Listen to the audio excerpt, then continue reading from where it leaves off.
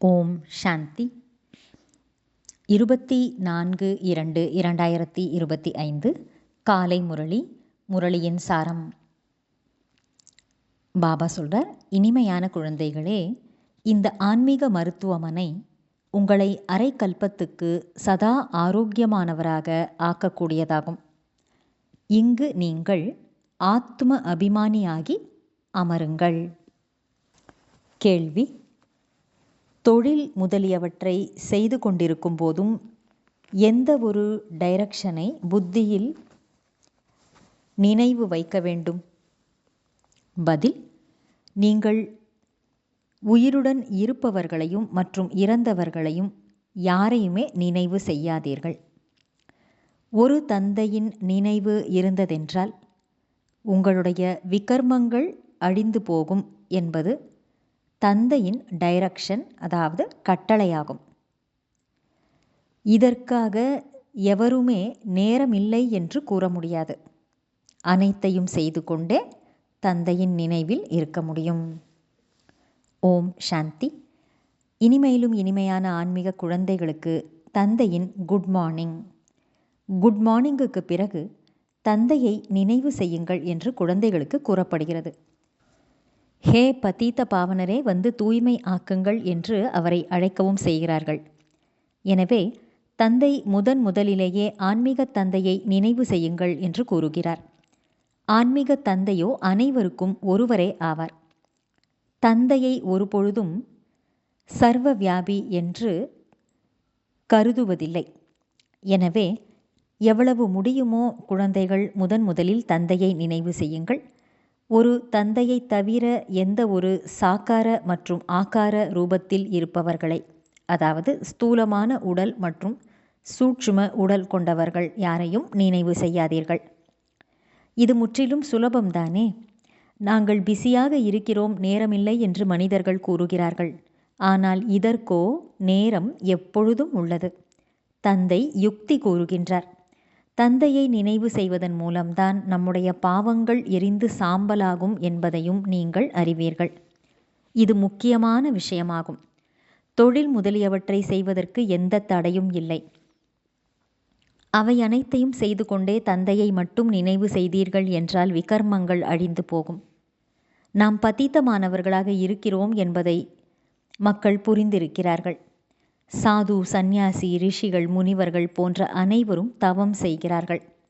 பகவானை அடைவதற்காகவே தவம் செய்யப்படுகிறது. எதுவரை அவருடைய அறிமுகம் கிடைக்கவில்லையோ அதுவரை யாரும் அவரை சந்திக்க முடியாது. உலகில் எவருக்கும் தந்தையின் அறிமுகம் இல்லை என்பதை நீங்கள் அறிவீர்கள். அனைவருக்கும் தேகத்தின் அறிமுகமோ உள்ளது. பெரிய பொருளின் அறிமுகம் உடனடியாக கிடைத்து விடுகிறது. ஆத்மாவின் அறிமுகத்தையோ எப்பொழுது தந்தை வருகிறாரோ அப்பொழுதுதான் புரிய வைக்கின்றார்.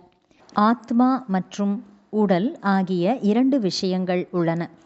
ஆத்மா ஒரு நட்சத்திரமாகும். மேலும் மிகவும் சூட்சுமமானதாகும். அதை எவராலும் காண முடியாது. எனவே எப்பொழுது இங்கு வந்து அமர்கிறீர்களோ அப்பொழுது ஆத்ம அபிமானியாகி அமர வேண்டும்.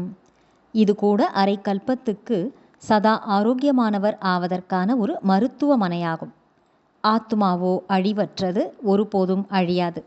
முழு நடிப்பும் ஆத்மா உடையதே ஆகும். நான் ஒருபோதும் விநாசமாவதில்லை என்று ஆத்மா கூறுகிறது. அனைத்து ஆத்மாக்களும் அழிவற்றவராவார்கள். உடல் அழியக்கூடியது. நாம் அழிவற்ற ஆத்மாக்கள் என்பது இப்பொழுது உங்களுடைய புத்தியிலே உள்ளது. நாம் 84 பிறவிகளை எடுக்கின்றோம். இது நாடகம் ஆகும். நல்லது. தாரணைக்கான முக்கியமான சாரம். 1. யோக சொரூபத்தில் இருந்து ஞான மழை பொழிபவராகி தங்கள் வாயிலிருந்து எப்பொழுதும் இரத்தினங்களை வெளிப்படுத்த வேண்டும். மிக மிக இனிமையானவர் ஆக வேண்டும். ஒருபோதும் கல் போன்ற கடுமையான சொற்களை பேசக்கூடாது. 2. ஞானம் மற்றும் யோகத்தில் தீவிரமானவர் ஆகி தன்னுடைய மற்றும் பிறருடைய நன்மையை செய்து கொள்ள வேண்டும்.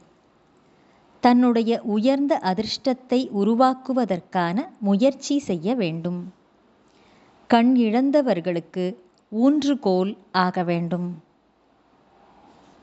வரதானம்: திருப்தியின் மூலமாக அனைவரின் மதிப்பை பெறுபவராகி சதா முகமலர்ச்சி உள்ளவர் ஆகுக. விளக்கம்: திருப்தியின் அடையாளம் உடனடியாக மலர்ந்த முகமாக தென்படும்.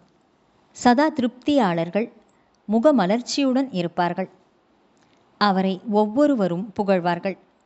முகமலர்ச்சியினால் மட்டுமே மதிப்பை பெற முடியும்.